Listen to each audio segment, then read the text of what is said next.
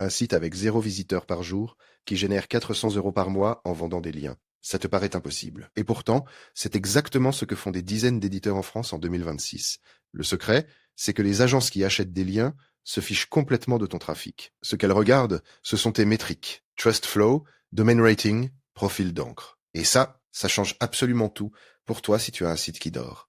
Aujourd'hui, en 2026, le marché de la vente de backlinks en France a complètement évolué. Les données récentes montrent que la visibilité sans clic est devenue un actif stratégique. Être cité, être référencé, avoir de l'autorité aux yeux de Google. Tout ça a de la valeur même, sans trafic direct. Et pourtant, la majorité des propriétaires de sites abandonnent leur projet parce qu'ils n'ont pas de visiteurs. Ils payent leur hébergement, leur nom de domaine, année après année, sans jamais gagner un centime. Et pendant ce temps, des éditeurs malins, avec des sites qui font littéralement 0 session par jour, encaissent entre 200 et 1000 € par mois. La différence entre les deux, ce n'est pas le trafic. C'est la compréhension de ce que les acheteurs veulent réellement. Et ce qu'ils veulent, c'est de l'autorité transférée, pas des pages vues. À la fin de cette vidéo, tu sauras exactement quelle métrique booster en priorité, comment passer le seuil de visibilité qui fait que les agences te trouvent, et comment automatiser la gestion de tout ça pour que ton site dormant devienne un vrai centre de profit.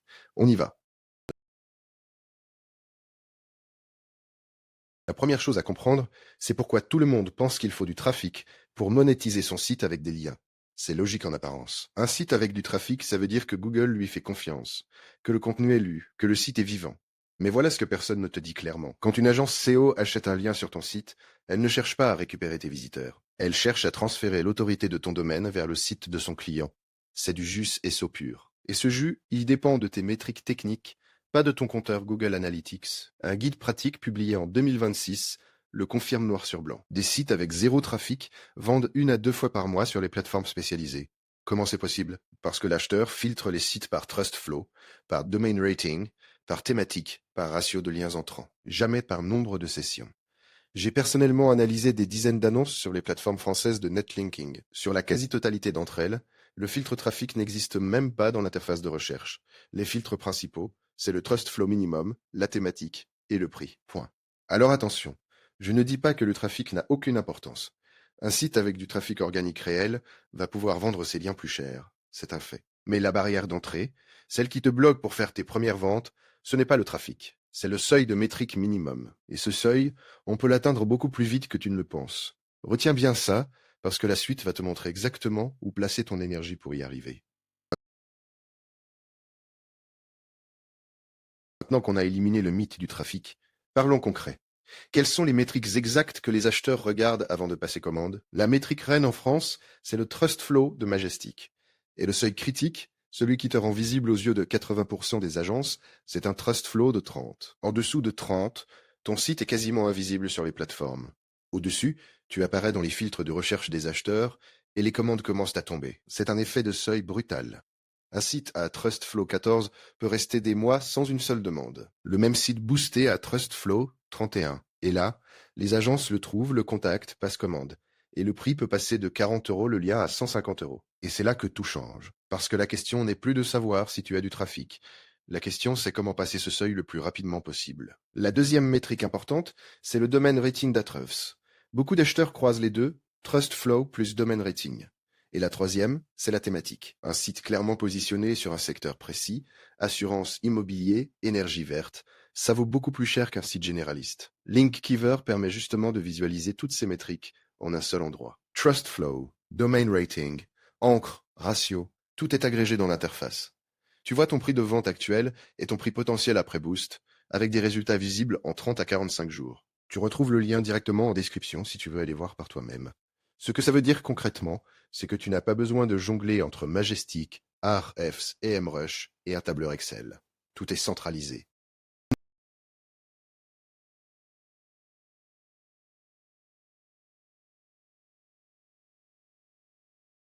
On arrive au sujet que quasiment personne ne traite en profondeur. Et pourtant, c'est le plus important.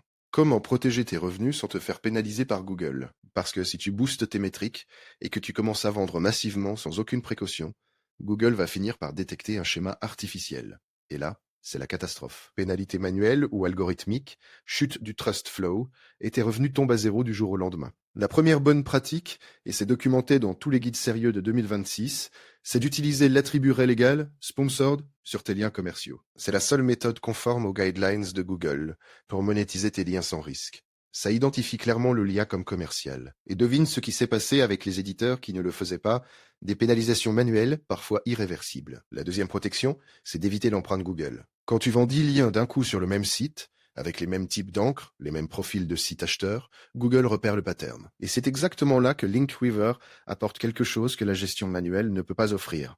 L'outil intègre un système de publication progressive, ce qu'on appelle le drip feed. Au lieu de publier tous tes articles sponsorisés en même temps, la publication est étalée dans le temps, de manière naturelle.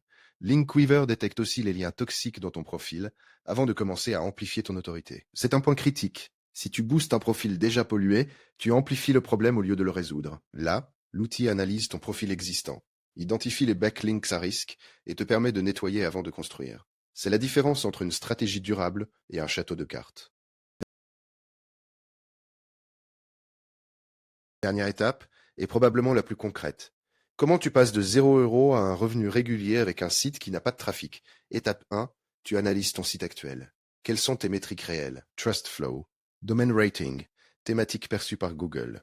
Si ton trust flow est en dessous de 20, il va falloir le booster avant de pouvoir vendre quoi que ce soit à un prix décent. Étape 2, tu nettoies ton profil de lien. Comme on en a parlé, inutile de construire sur des fondations fragiles. Tu identifies les backlinks toxiques et tu les désavoues. Étape 3, tu commences à acquérir des liens entrants de qualité pour faire monter ton trust flow au-dessus du seuil de 30. Ça prend en moyenne 30 à 45 jours avec une stratégie ciblée. Mais voilà ce que la plupart des guides ne disent pas. C'est que gérer tout ça manuellement sur un seul site, ça passe. Mais si tu as un parc de 5, 10, 20 sites, c'est ingérable, avec un tableur Excel. J'ai vu des agences perdre des heures chaque semaine à mettre à jour leurs métriques à la main, à vérifier les publications, à répondre aux demandes. Linkweaver centralise tout ça. Recherche de domaines expirés avec toutes les métriques directement dans l'interface, planification et publication automatique des articles, catégorisation par mots-clés, et même un système qui détecte si quelqu'un revend tes liens plus cher qu'il ne te les achète. Sur un parc de 20 sites, le gain de temps est massif. On parle de plusieurs heures par semaine récupérées. Et les premiers bénéfices générés doivent financer l'amélioration des métriques et le lancement de nouveaux sites. C'est un cercle vertueux. Chaque site qui passe au-dessus du seuil de Trust Flow 30 devient un actif qui génère des revenus mensuels récurrents. Donc, pour résumer, premièrement, le trafic n'est pas une condition pour vendre des liens. Ce sont les métriques qui comptent. Deuxièmement, le seuil de Trust Flow 30 est le vrai point de bascule qui déclenche les commandes des agences. Et troisièmement, sans automatisation et sans gestion du risque de pénalité, tu ne peux pas scaler de manière durable. Retiens ces 3 points et tu as déjà une longueur d'avance sur la majorité des éditeurs. Si cette vidéo t'a aidé à y voir plus clair, un petit j'aime ça fait vraiment la différence pour que d'autres éditeurs puissent la trouver. Abonne-toi et active la cloche si tu veux recevoir les prochaines vidéos sur ce sujet, parce qu'on va aller encore plus loin dans les stratégies concrètes. Et si tu veux tester Linkweaver pour centraliser la gestion de tes sites et booster tes métriques, tu retrouves le lien en description. C'est sans surcoût pour toi. On se retrouve très vite dans la prochaine vidéo.